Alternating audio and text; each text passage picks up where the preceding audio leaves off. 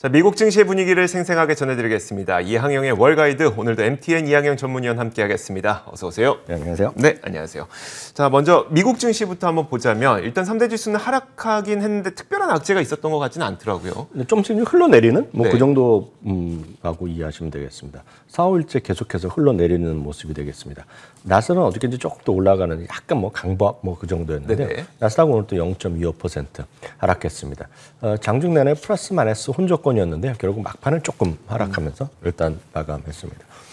유가는 지금 70달러 벽을 한 수차례 못 넘고 있습니다. 2, 3주째. 이게 70달러 근처 가다 내려오고 근처 갔다 내려오는데요. 오늘은 다시 67달러 후반대로 오늘 좀 하락하는 모습이 되겠고요. 금 가격은 1800대를 안팎으로 지금 시소를 보인다고 저는 좀 해석을 하고 있습니다. 시장은 지금 좀 쉬고 있는 것은 매번 똑같습니다. 이런 뉴스가 나오는 거 새로운 건 전혀 없습니다. 말씀하신 대로요.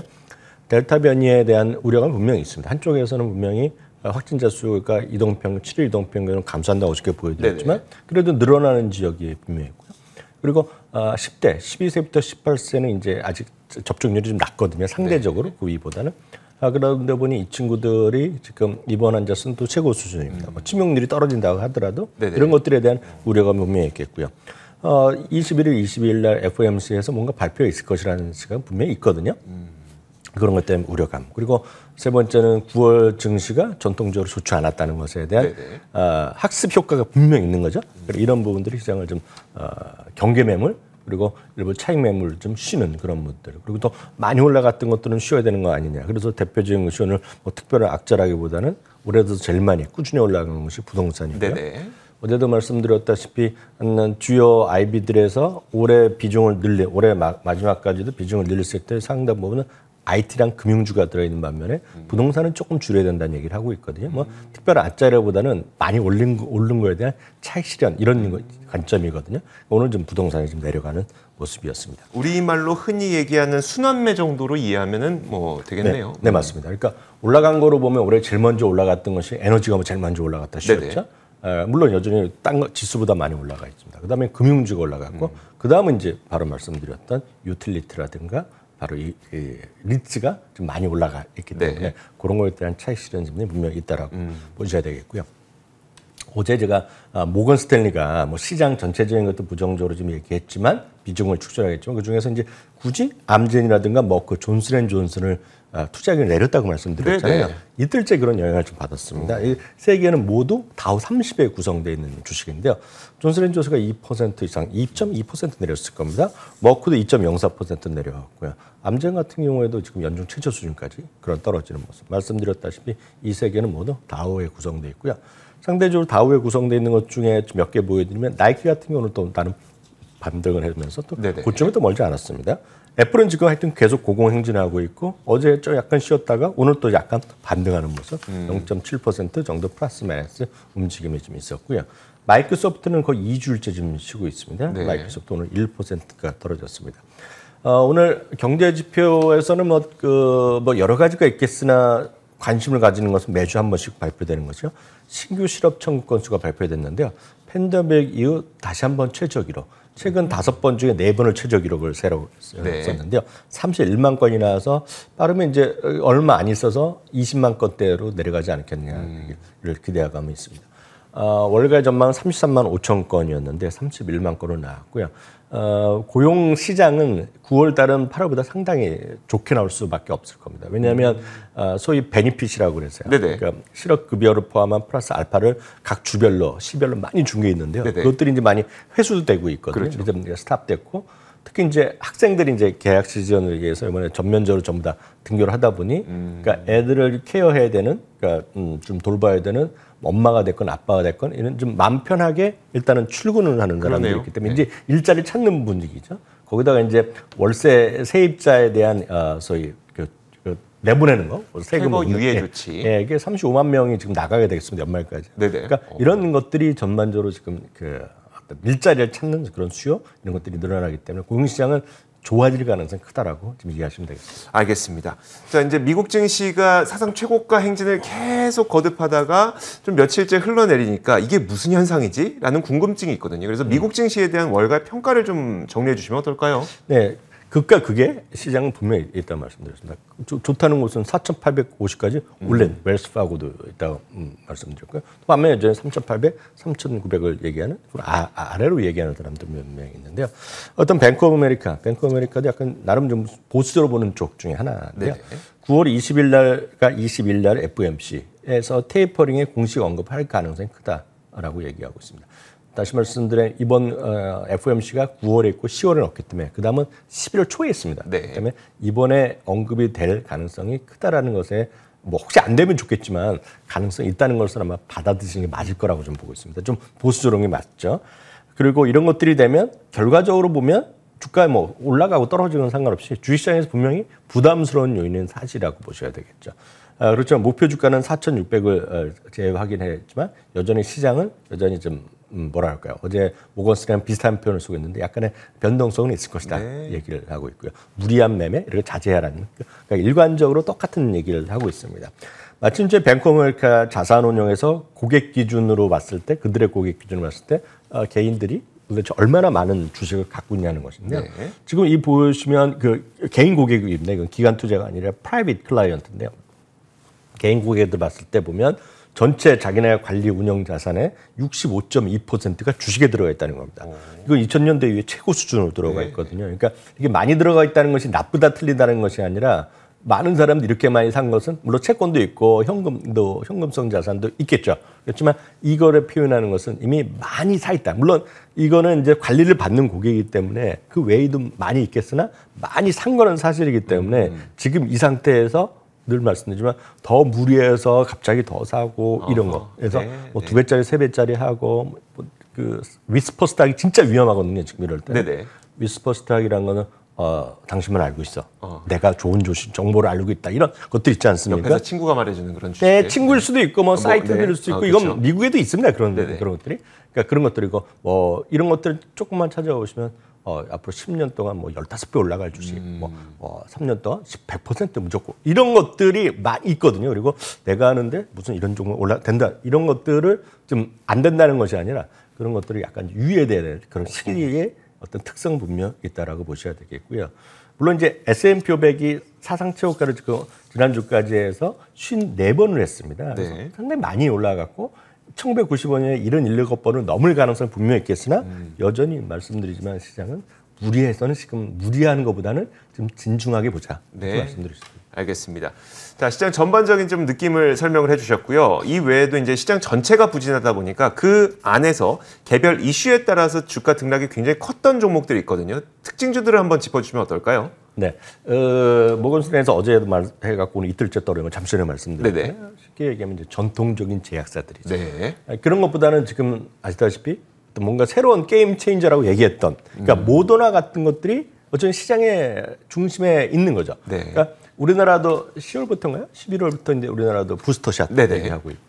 그러니까 이스라엘 같은 경우는 4번째 부스터샷까지 고민한다 얘기를 하고 있죠. 그리고 미국은 아직 최종적으로 다 예를 들어서 파이자는 허가가 났지만 그 모더나는 아직 허가 안 난 걸로 알고 있고 유럽 같은 경우에서 이거 지금 3차보다는 지금 좀 저개발 국가 이런 쪽을 많이 도와준다 얘기를 하고 있지만 그 모든 것이 나타나는 징후는 뭐냐면 모더나가 됐건 파이자가 됐건 뭐 아스트라제네카 됐건 어디가 됐건 그러니까 백신에 대한 수요가 분명히 있는 거죠. 그러니까 이런 걸 많이 맞아야 된다는 그런 시각이 분명히 있습니다. 그래서 일부에서는 모더나가 이게 밸류에이션을 보면 말도 안 되게 비쌉니다. 밸류에이션이. 그래서 마치 이거는 작년에 테슬라랑 똑같은 그런 거 누구나 다 알죠. 그래서 모더나가 너무 비싸다 얘기하는 것은 더 이상 얘기할 필요가 없는 뉴스가 아니다. 다 아는 겁니다.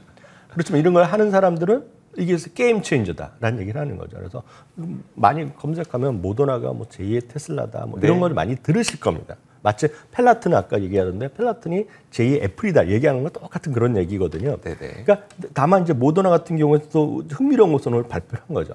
그러니까 우리도 이제 독감이 아마 이번 주부터 우리나라도 맞게 돼 있거든요. 그래서 근데 이제 독감을 또 맞으니 백신이랑 같이 맞아도 좀 그러니 뭐 양쪽 팔에 맞고 뭐 2, 3일 있다 맞는 게 안전하고 이런 얘기 들으셨잖아요. 그렇죠. 그러니까 이제 모더나가 아니 뭐 그렇게 하냐. 서드샷과 이거 그러니까 코로나19 부스터샷과 독감을 한 번 해결해 주면 한 방에 해주겠다. 이런 얘기를 하는 거거든요. 이게 될지 안 될지 모르는 얘기죠. 개발한다는 얘기인데 바로 이게 한마디로 또 주가 7.8%나 올라가는 거죠. 그러니까 여러분들도 저만 하더라도 어떻게 하요? 2번 맞겠냐? 한 번 맞을래? 그럼 한번 맞겠다 그러죠. 그러니까 그쵸. 딱 그런 느낌이라고 보시면 네. 되겠습니다. 그런 것이 시장이 이제 먹히고 있고 바로 이거의 반대쪽에 있는 전통적인 제약제도 좀 재미없는 그러니까 그런 시장의 흐름을 보셔야 되겠고요. 다음은 RH입니다. RH는 이제 2019년으로 제가 기억하는데 2019년 4분기에 3분기, 4분기에 가을에 워렌 버핏의 벅시에스가 처음으로 이제 사기 시작한 겁니다.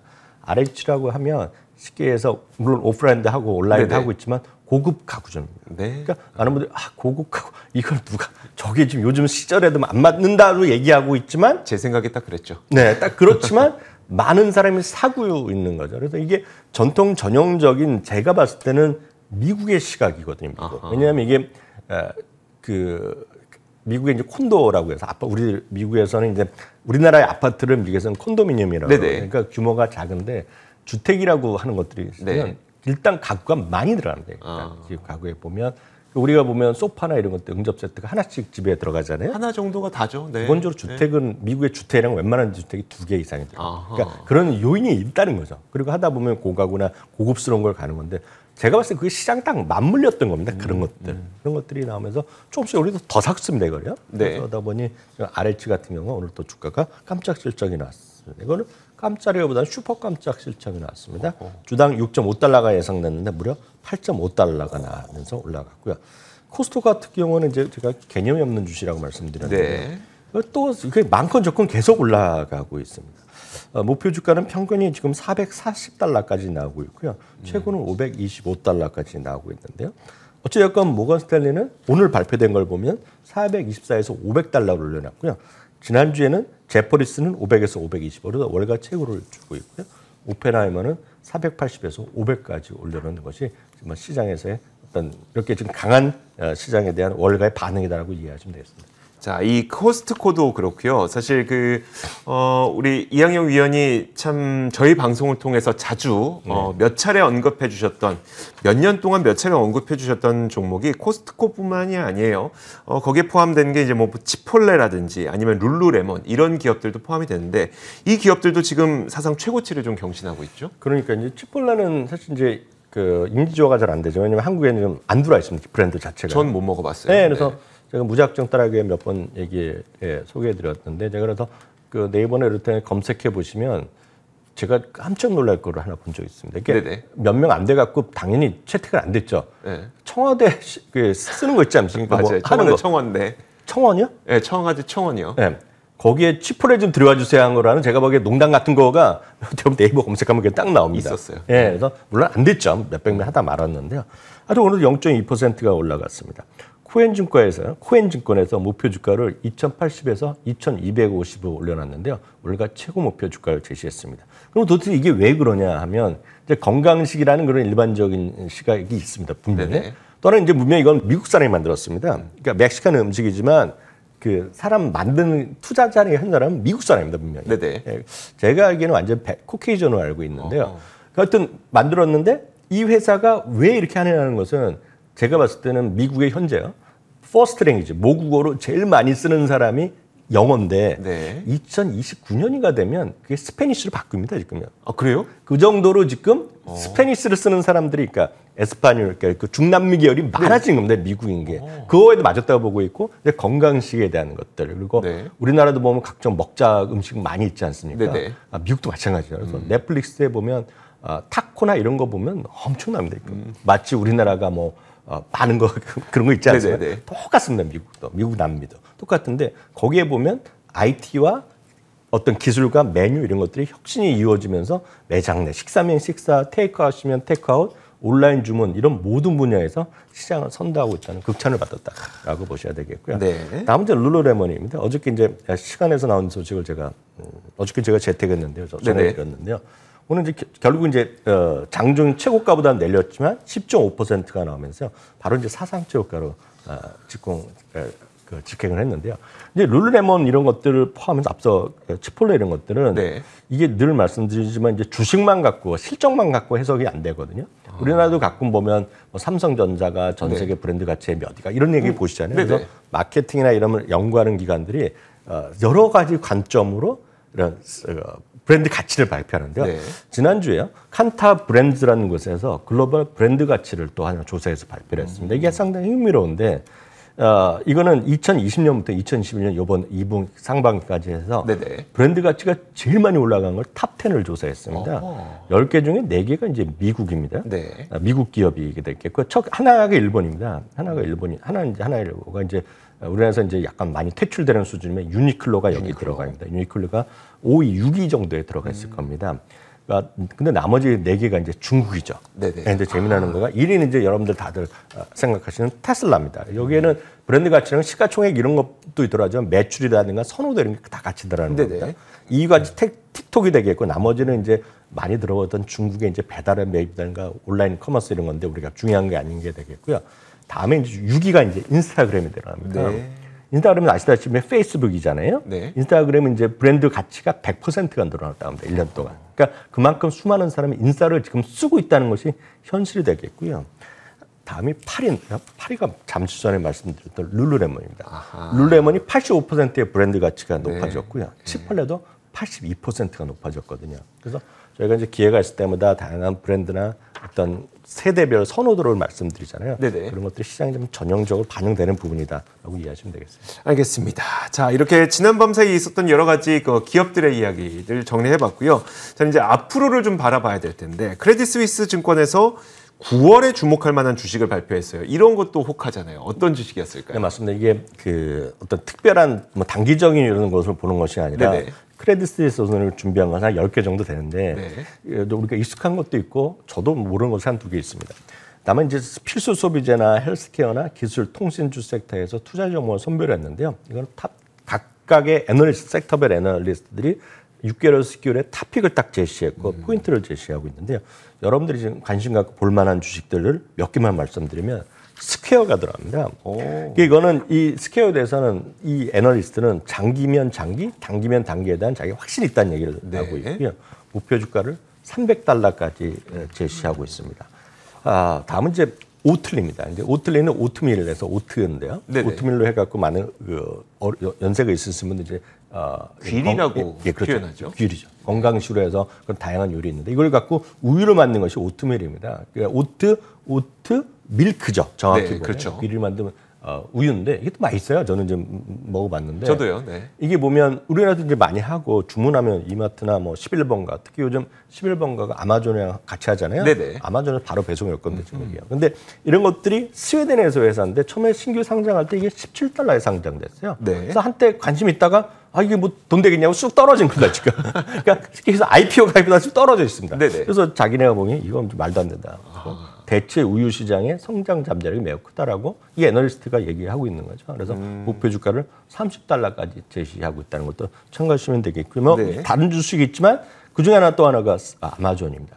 아마존에 대해서 목표 주가는 최고가 월가치가 $5,000까지 제시하고 네네. 있는데요. 그 다음 수준입니다. 그래서 아마존을 $4,700는 목표 주가를 제시하고 있고요. 아마존이 하는 모든 일에 대해서 시장의 압도적인 지위를 여전히 유지하고 있다라는 것이 대한 포인트를 제시하고 있다는 것도 마지막으로 참고하시면 좋겠습니다. 알겠습니다. 사실 저도 어제 오트밀 라떼를 먹었습니다. 네네. 오틀리 라떼를 먹었는데 참 맛있게 먹었고 그리고 이제 우유를 잘 못 드시는 분들 있잖아요. 유당 불내증 갖고 계신 분들 이런 분들은 또 이런 비건 우유를 드시게 되면 소화도 잘 된다고 하더라고요. 네네. 저도 그래서 개인적으로 관심을 좀 갖고 있는 그런 기업이기도 합니다. 스퀘어와 오틀리 그다음에 아마존 여기서 꼽은 크레딧 스위스가 꼽은 종목으로 봤습니다. 자, 지금까지 MTN 이항현 전문위원과 함께 이야기 나눠봤습니다. 고맙습니다.